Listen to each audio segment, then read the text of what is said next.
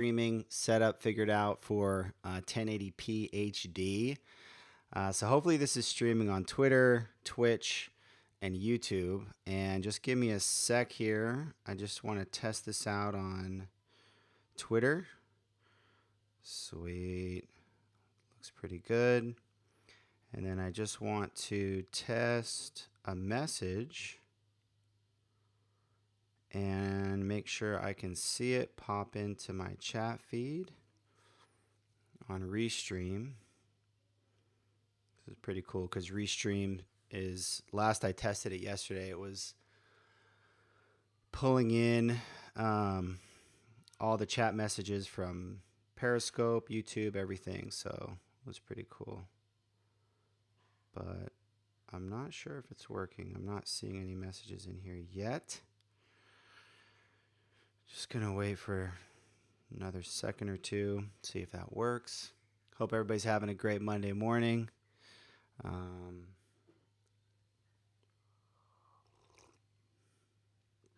right, well, I'm not seeing it pop into the chat, but last I tested it, it was pulling messages in. So hopefully if you have anything, any question or anything you want to pop in, you should, in theory, be able to pop it in.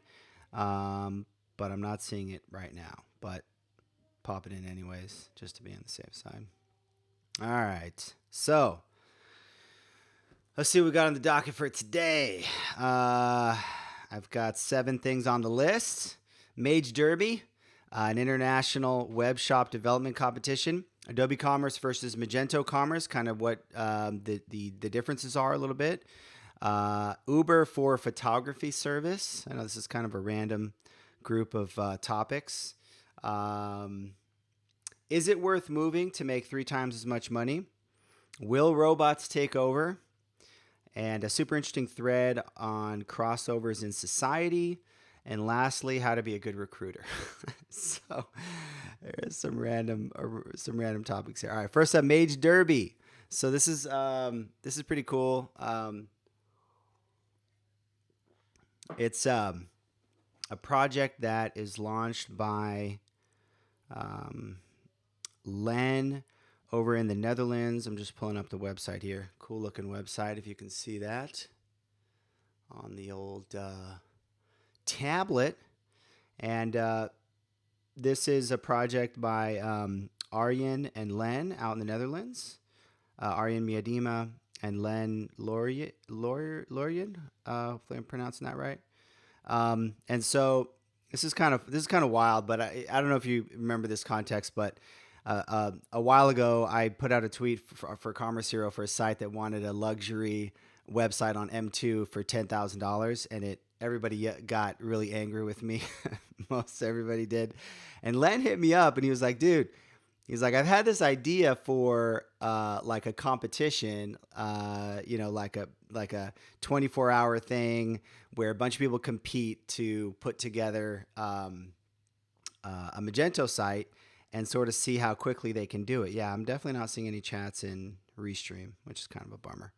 We'll eventually figure that out so I can actually see chats and respond to them in real time and stuff like that. But anyways, so he was like, I was like, dude, I'm in, like, let's sponsor it. So I was like, I'm in for like $2,500 as a sponsor. I was like, if we could get, 4 sponsors at $2,500 and then have like a $10,000 prize, that would just be perfect. But the idea is, so, obviously, $10,000 sites is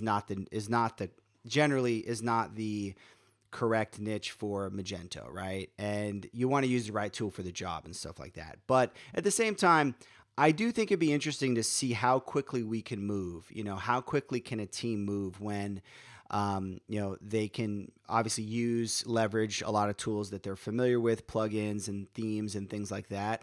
I really think that a team could move very quickly if they really were comfortable, familiar with their tool set, knew what they were doing, could get in, boom, boom, boom. So the idea is that basically they're going to get a project brief, and then they're just going to, do a 24-hour competition, 24 hours, 6 teams. So apparently the idea is to sort of limit it to like 6 teams at once.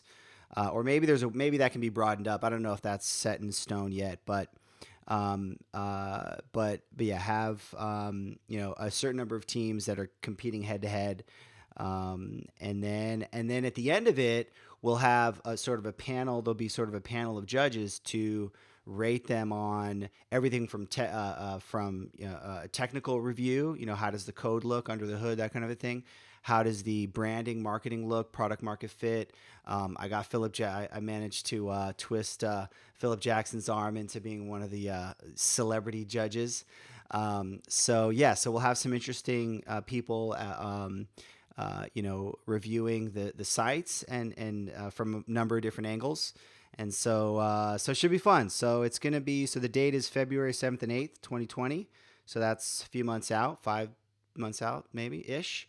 So I think that should be a lot of fun, and props to Len and Aryan for putting it together. I think it should be really neat. All right, next up. What is next up? Adobe Commerce versus Magento Commerce. So let's see here. Man, I wish I could get these chats. I'm so annoyed by this because I tested this yesterday and it was working great. I want to see these chats, man. Okay. So got some clarification from Gary Spector, VP, head of GTM, commercial business at Adobe. I don't know exactly what GTM means. I probably should. But there was some discussion on Twitter around, so it originated with Karen Baker tweeting, "So I paid Ben out, well, actually to a charity of his choosing. I stand corrected. Let's double it and say $200 that it becomes Adobe Commerce by July 2020, referencing the original tweet from July 2018. Who wants to bet it becomes Adobe Commerce within 1 year? I'm in for $100 to charity." So basically the idea was, look, when is the Magento brand going to sort of be swallowed up by Adobe? And so it hasn't happened yet, right? And so Karen said that she stands corrected. And so then there was some discussion around what exactly is the current state of things. Sherry jumped in and brought some clarification.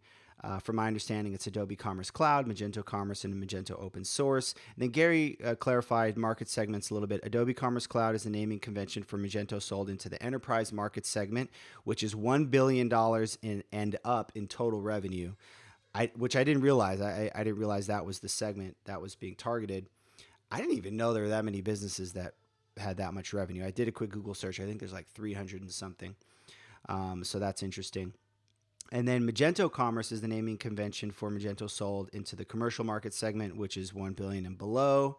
And then Magento Open Source remains unchanged. So, and then some people were like, wait, I'm confused. So am I a Magento developer or an Adobe Commerce developer? And I kind of get that concern. It's like, those of us that have been in the Magento community for a while, we have a lot of association with the brand and loyalty to the brand and stuff. So those types of things matter to us. But then from another perspective, I'm kind of like, does it really matter? Like as a Magento developer, are you a PHP developer? Are you a Zend developer? Are you a Magento developer? There's an argument to make that you should never call yourself a quote platform developer for any platform. You should just be a developer with, and different tools and frameworks and platforms that you're familiar with. So I don't know that it really matters so much, but I think a lot of us are interested, and this I think was the impetus for the original tweet from Karen, in like, when is the Magento brand going to be sort of swallowed up and disappear? Will it ever disappear? Hopefully it'll never disappear. There's an argument to be made that it won't ever disappear because there is the Magento Association, which is a separate entity. And so I think at least the open source version will sort of never be swallowed up. And I'm trying to remember if I remembered to lock the door. I don't know. Kids are probably going to run in at any moment. So yeah, that's something that we're interested to better understand. But anyways, it was cool to get some clarification from the leadership on that. That's always appreciated. So thank you to Sherry and Ben and Gary for that clarification. Okay, next up, Uber for photography service. So this is kind of random, but pause for a sip of coffee. So original tweet was from Tiago Forte. I'm looking for evidence to confirm my belief that smartphones are and increasingly will be used for professional quality photography and filmmaking. Number one, existence of iPhone photography school. And there's a Twitter account referenced.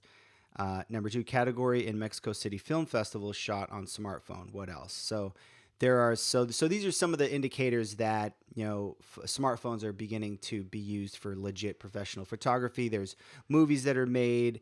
There's iPhone ads, billboards, which are like, the billboard is like, this photo was taken on an iPhone kind of a thing, and it is interesting to see. I was actually talking to somebody recently who had said that they worked on a startup to do essentially like an Uber for photography type thing. And the issue they ran into was, and so they were using DSLRs. And the issue they ran into was literally not being able to have an SD card that could Bluetooth connect to a phone in order to be able to quickly transfer the photos. And it's funny because I remember I've looked for like a Wi-Fi SD card for my camera and had a hard time finding it. All of the ones out there have like really bad reviews, and I'm like, this seems like it should be easier. But I was like, that was it. That's so interesting that ended up being the bottleneck for this particular startup. And then I thought to myself, well, you could do that startup. You could do Uber for photography now on purely on smartphones, right?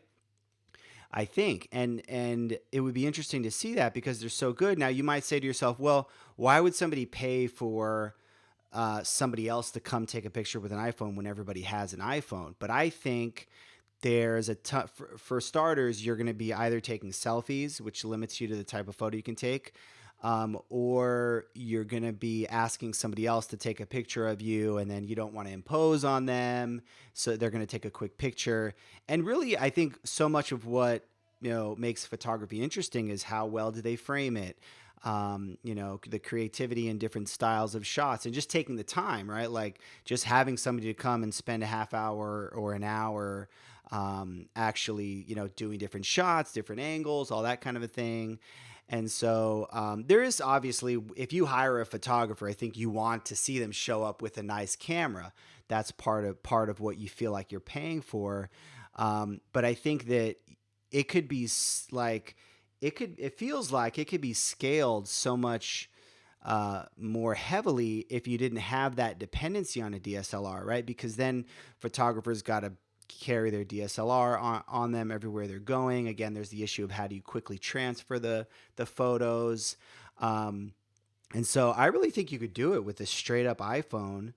And then, oh, cool. I'm finally starting to see messages come into the chat from Sudik. By the way, a lot of times I can remember the name based on the Twitter handle. But sometimes I can't, and I wish that it would show the full name in here, because it just makes it a lot easier, but it doesn't do that. But anyways, I see these chat messages, so this is cool. I'm definitely not seeing all of them because I sent myself a test chat message and that's not showing up. So this chat message stuff is all over the map. But anyways, I think that it would be. I think that would be viable. And imagine if, as a photographer, you're doing your thing, going about your day, and you can get an alert. Hey, somebody is 3 miles away from you, and they want to have a 20-minute photo shoot. You could price that at $50, something like that, and then hop over. You didn't even need to have your DSLR on you. You got a nice high quality phone. You pop in there, take some great pictures, and then imagine like we've wanted to pay for a photographer for a while for like family photos, but it's like, you're paying $200-300. You got to find somebody. You got to see if you like their stuff. Like if you bring that price point down and turn it and Uberify it, like I feel like it would just explode. So anyway, I think that's pretty interesting. All right, next up, is it worth moving to make 3 times as much money? So, being in the talent space with Commerce Hero, I'm generally the guy that's talking about money way more than I should, and some people give me grief about that. But I'm going to come at this from a little bit of a different angle. So I was talking to somebody recently, and we were talking about job moves, moving for jobs, and things like that, and they said. Something to the effect of like, oh yeah, I got this offer for 3 times as much money, and because I was like, why did you move from this place to that place? And they're like, well, I got this offer for 3 times. I was like, oh, that's awesome. They're like, yeah, because they're like, of course you would move for 3 times as much money, right? And they asked me the question, and that was the first time I had considered that specific question, right? Like I know, like I've thought about like, would I move somewhere? No, wouldn't. But there's something like that specific. There's something unique about that specific framing of the question, because 3x it's very rare to get a 3x, right? Like the most I think I've seen through Commerce Hero is like a 2x from like 50 or like 40 to 80 or 50 to 100, something like that, which I was very happy about that. That's a 2x is huge. 2x is rare, right? 3x is virtually unheard of, which is why it's kind of like, of course you would do that. It's like a no brainer. And I had never thought about it in that specific framing. And I realized like, no, I wouldn't, and I think that there's something powerful about that.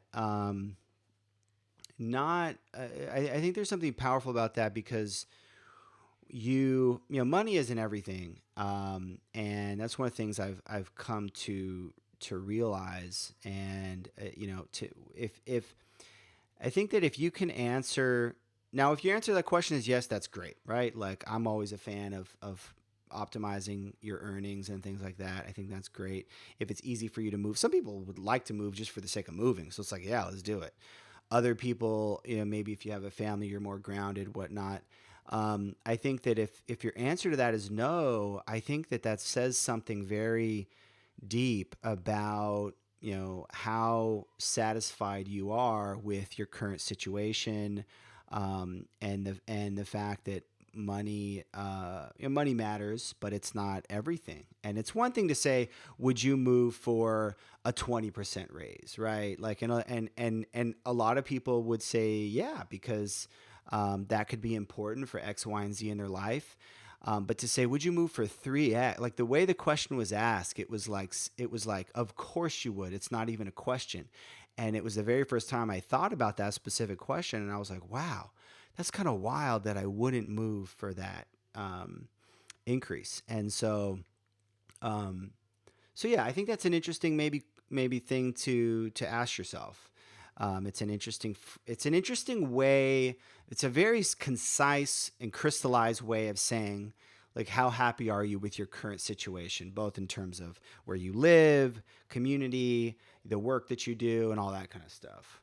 I'm getting kind of hot, so I hope the AC is on. Sometimes the AC turned off. Got to turn it back on with my smartphone. Nest is the best. You know what I'm saying? You can just turn on your AC from the phone. It's so wild. Okay. Oh, and I saw some other chat messages in here. Oh, yeah. Magento Venta evolves into Magento Ann. Oh, Magento Yenta. Meyer, that's so funny. Meyer calls me the Magento Yenta, which I think is like a Yiddish word for somebody that gossips a lot or something, or networks a lot.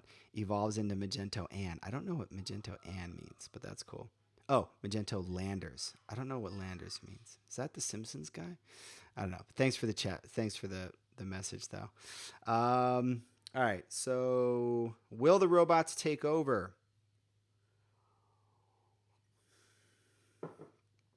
Will the robots take over? So, this is a oft discussed topic in general on the internet. Tweet from Patrick McKenzie, Patio 11. Technology-driven widespread unemployment, quote, the robots will take all the jobs, is like wizards who fly spaceships, a fun premise for science fiction, but difficult to find examples for in economic history. The best example I know is for horses, right? When horses were replaced with cars. I understand people who are extremely concerned by it, but I think you need a theory for it which successfully predicts bank teller employment trends over the last 50 years prior to justifying the number of column inches it gets. Um, Haha, Patrick, next tweet. Haha, Patrick, you're not going to tell me bank teller employment is up since we made a machine literally called automated teller machine, are you? And then he posts a graph, which I'm going to show here on the screen. Hopefully you can sort of see that, but it plots ATMs against bank tellers. And next tweet, wait, why did that happen? Short version, the ATM makes each bank branch need less tellers to operate at a desired level of service, but the growth of the economy and the tech-driven decline in cost of bank branch OPEX caused branch count to outgrow decline in tellers / branch. So first of all, if you're not follow Patio 11, you got to. He's a must follow. But this is so wild, is it like he mentions horses being replaced with cars. He mentions ATMs.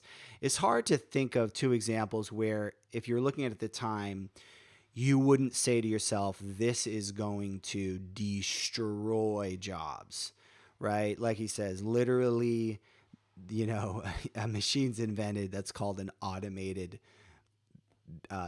teller machine. It's an automated bank teller, right? So it's like if you had, it's like if there's a job which is a cashier and there's a machine invented called an automated cashier. Like even the name itself is just the exact thing. And of course we see automated cashier, but they're not called that, but we see self-checkout essentially. And so, a lot of people say, hey, it's going to be different with AI. We've never seen anything that has the capacity to, take over jobs in the way that AI does. And there's an argument to be made there. Andrew Yang talks a lot about this. And so there's definitely an argument to be made. But I think what Patrick says is powerful, which is, you have to have, there's no precedent in economics for this kind of thing happening. And we've seen some wild changes in technology affecting jobs throughout history. I mean, yeah, we haven't seen AI, okay, but we've seen a lot of wild stuff that at the time was, arguably as crazy as AI. So I think that it's counterintuitive to think that, because the argument to be made is, well, there'll be new jobs created, right? Old jobs will be replaced. There'll be new jobs created. And we go, well, how is that even possible? How are all these truckers, there's tons of jobs for truckers. How are those jobs going to be replaced? Doesn't make any sense.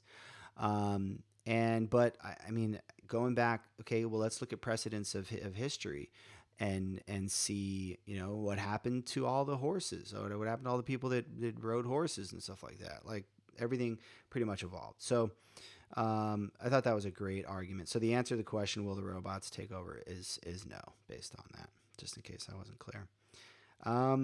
Okay, so super interesting thread, on crossovers in society.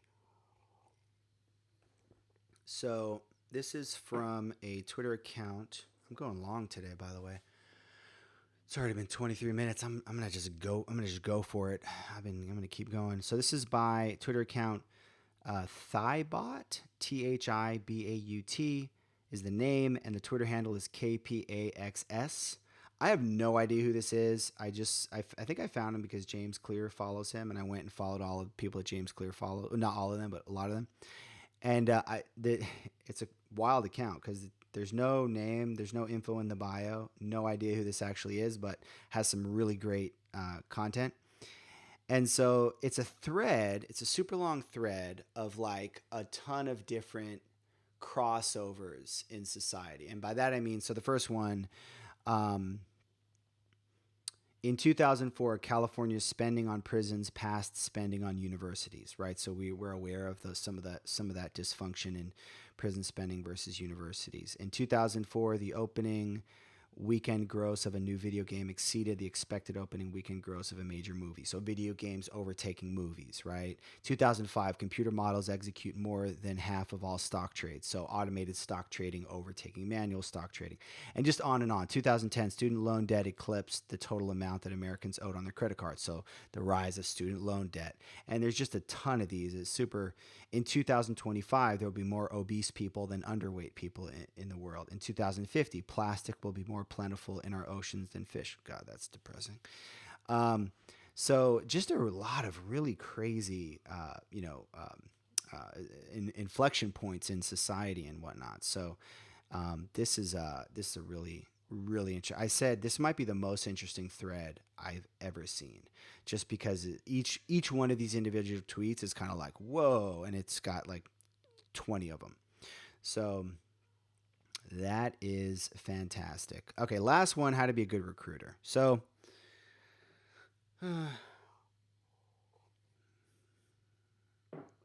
If you're listening by audio and wondering why the long pause, it's because I just take a little sip of coffee in between each topic. So this is kind of funny. I joke that I'm not a recruiter, but having gotten into Commerce Hero, initially Commerce Hero, the idea was to essentially be like Upwork for Magento, mostly focused on freelance work. And then people said, well, hey, I need somebody full time. Do you need anybody full time? So I add a checkbox into the system for full time, and all of a sudden, 80% of the business is full time hires. And so I didn't know anything about quote unquote recruiting. It's not like I did a whole bunch of market research and looked at how all the other recruiters operate. The only exposure I had to recruiters was essentially thinking they're all horrible. As a developer, you're constantly getting harassed by recruiters and stuff like that. And, you hear of scenarios where like recruiters do slimy things like calling up a company and asking for an individual pretending to be somebody else so they can get on a phone with somebody and then offer them a job, like stuff like that. So I just kind of backed into it, because I had sold my last business, and I had constantly heard people say like, oh man, I need to hire a Magento developer, And on the other hand, I knew so many Magento developers, having just been connected on Twitter, and through, oh, by the way, I'm supposed to check my chat messages in between each topic just in case there's anything. Okay, no new chat messages. And so going to conferences, and I knew a bunch of developers, and I was like, oh, like I know people that are, available and stuff. And I made a couple intros organically. And then I was like, oh, that can't be so hard. And so then basically built the business around it.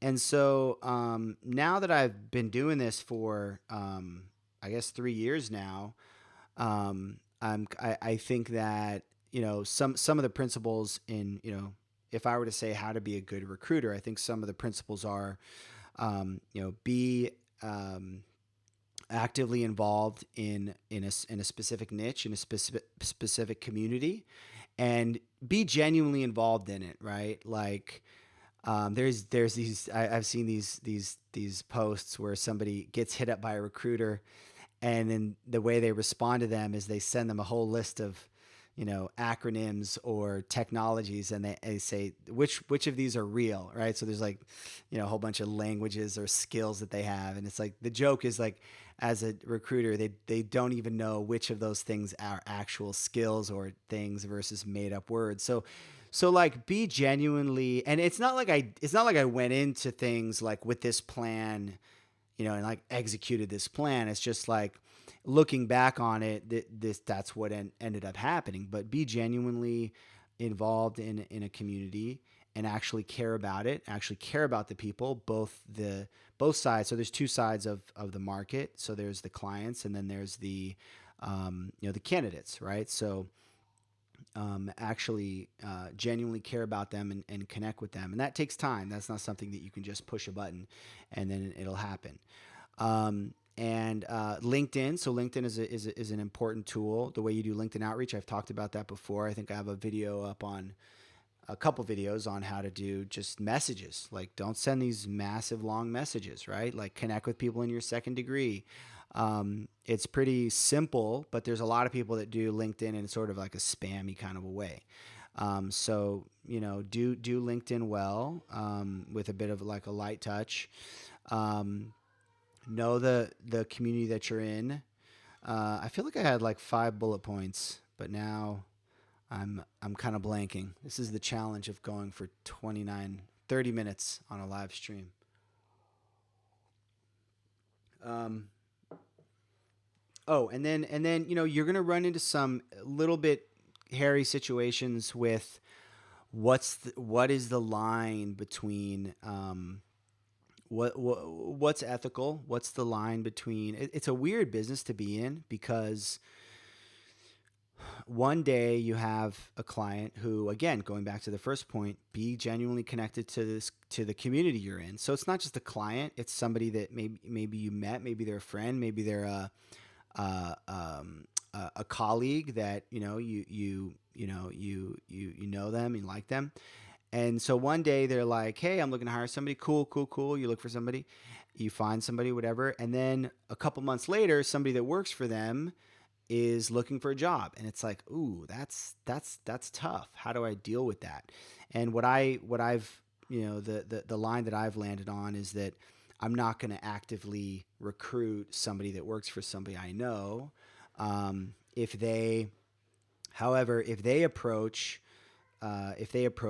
Commerce Hero, if they sign up, if they raise their hand, then you got to respect that preference. And early on, I had situations where I would, if somebody was, I would like not want to be involved in that situation if they worked for somebody I knew. But I realized, like, you got to respect their preference, um, and if they want to look for something, you got to honor that, even though it's a bit painful knowing they work for a friend of yours and stuff. So, or somebody and so finding that line is, I think is important, right? Because if you're the type of person that like you just don't care at all, and you just like, one day you hire somebody for a client, and the next day you're like calling, actively recruiting that client's developers, like, people are going to lose respect for you pretty quickly. And so and that comes back to genuinely caring. Like, that comes back to actually caring about the community and the people, and finding that line that you're comfortable with. So anyways, I just want to say that real quick. Maybe there's one recruiter or aspiring recruiter out there who will see that and do things a little better. I was talking to a buddy of mine, and he's like, it's so weird that you built this like hiring platform. He's like, I never would imagine you could have done that, but you just did it. And I was like, I know, dude. And then he's like, by the way, have you ever done like placements for like salespeople? And I was like, I actually have like done like 3 of them, because an agency owner, and they've hired developers, and like, oh, I need a salesperson. And then you're like, look in your network, and you're like, oh yeah, there's a few salespeople in here. And so I was like, if you didn't think I would do something for developers, like, you never thought in a bajillion years I'd do something for salespeople. So anyways, all right, that's it. No more messages in the chat. But that's all I got. 33 minutes. This went very long. But thanks for sticking in there, and hope you have a fantastic Monday. And I'll see you tomorrow.